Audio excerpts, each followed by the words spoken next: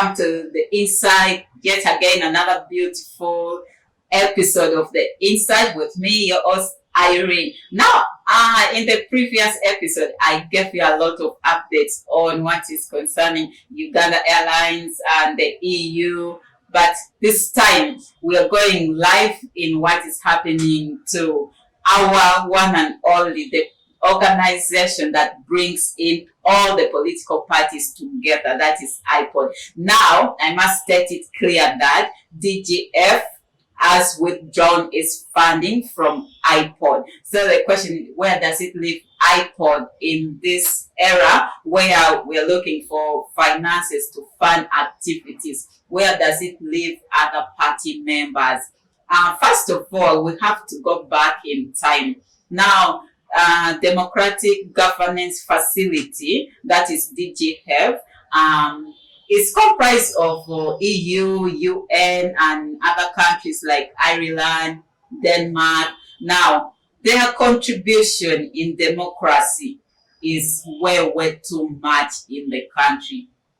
But they also don't only contribute towards democratic activities or sponsoring IPOD, but they also they have behind the civic activities, the civic organization within the country. They actually do sponsor civic activities, and the union which we see in the country related to education, health, women empowerment, and you will not also believe it, but DGF actually sponsors also state organization. A case in point, the IPOD organization, and also the Human Rights High Commission, which you both know that it is a government facility, but it is actually sponsored by DGF. So with all that, if we had to weigh, on the other hand, it has played quite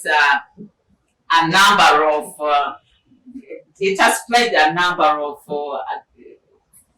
played so much in the development of the country in different aspects of democracy and all the likes. But let's go back to history. In 2021 January, DGF was suspended. The president suspended it because, as election observer, they sent delegates all over the country, and when they wrote their resolution, their reports, they stated that the 2021 election that was actually done on 14th February had aspects of human rights violation, suppression of rights to campaign during the campaign trail. Most of you do remember what happened around that time.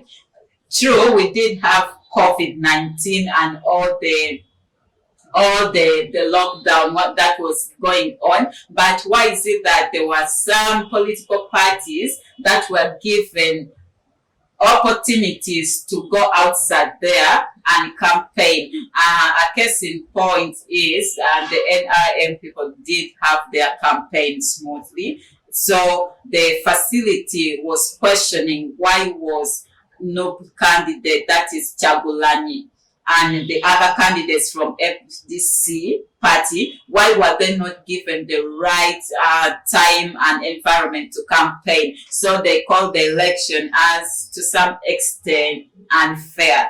So it led to their suspension by the president in January. But then, to the good news, in June, the president lifted the ban from the suspension, and most people saw excitement. IPOD was excited. Other civic union that had their activities, they had their the plans which they were carrying on, the strategic plan that was ongoing. They had to postpone it because the funds were withheld by the government. Actually, the banks were also closed, so activities were closed down. But we realized that now, why is it that now DGF is withdrawing their support from IPOD? What did they discuss with President Museveni before they actually lifted the ban on them? What did Now, that is really a question that each Ugandan is asking, each political leader has been asking. Why now? What was discussed before they lifted the ban on them? Because it has been a supportive structure for several political parties, including UPC, GEMA, DPC, NUP, FDC. Though some political parties do deny receiving that money, some sources do say that they did receive IPOD money, but they cannot declare it. Though, let me not talk much about that. Let's talk on the current IPOD situation. Where does it leave IPOD? We saw several political parties have come up to say that NUP and FDC must put their selfishness and come on board, because at the end of the day, we are interested on what affects Uganda, what affects the locals, and we need to come on the round table and discuss ideologies that benefit the local people. If we don't come on a round table, then where will the change come from? We need change, but we cannot have that change if we cannot dialogue together. Honorable Norbert Mao, I call him the honorable and the one and only because we all do know now he is the Minister for Justice, and he is calling upon other political parties, specifically FDC and Bobby Wine, to come on board. There's need for dialogue. He claims he was appointed to actually bring the peace, which was not there. Someone asked to mediate between opposition and the ruling government to bring in the peaceful transition.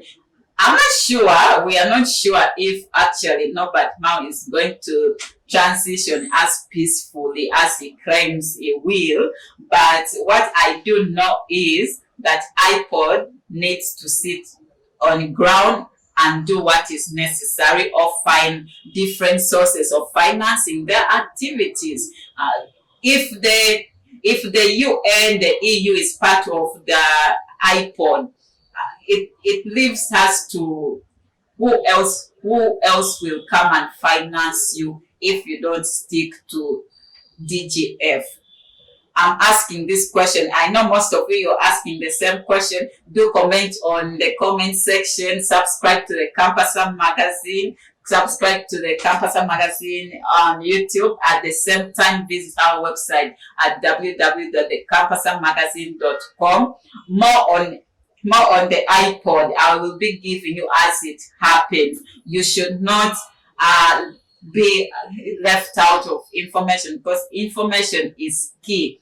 Another thing that I must cite out, that what has been going on in IPOD, we saw that several occasions they had organized meeting to meet the president and bring all those political parties on board, but it has not yielded anything. It's like, I don't know what they discussed there, but it's like every time they have a meeting, nothing comes out of it. All we know is IPOD is active and it is happening. But I think at this point in time, we need to put our different issues aside and come on board, because this country does need everyone, and we can do this if we stick to the right criteria and methods of doing things. So for now, I leave it to you, our viewers. What do you think? Was it necessary for DGF to withdraw their support to IPOD? Was it called for? Was Honorable Chagulani behind the withdrawal? Or should we say that maybe it was just time for them to exit the country? I leave it up to you. I will bring you the more detailed analysis as it comes. Of course, do stay updated with us on the insights. From me, Irene, I sign out. Bye-bye.